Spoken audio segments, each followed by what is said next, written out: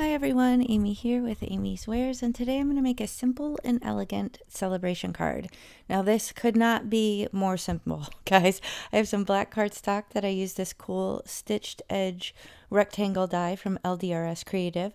I have this brand new stencil. I have some metallic ink, a scrap of metallic cardstock, and an old die from scrapbook.com.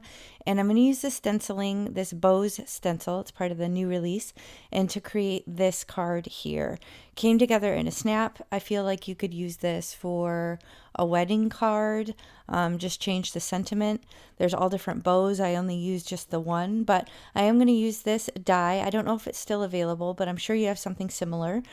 So just check your crafty stash. But I'm going to run this through my die cutting machine off screen, and then I'm going to use the metallic ink to just kind of match it and create a super simple elegant card. So I'm trying to use the mint tape. Sometimes I can use that to kind of grab it out of the die.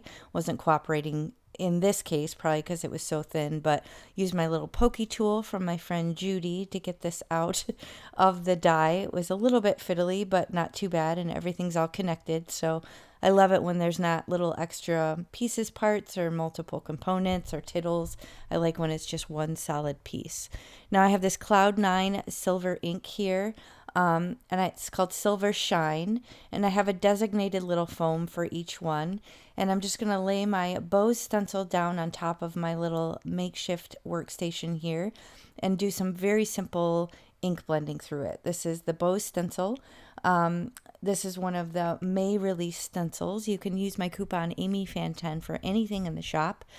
Be sure to use that at checkout. You can use it for bling or anything you find other than the master creator bundles.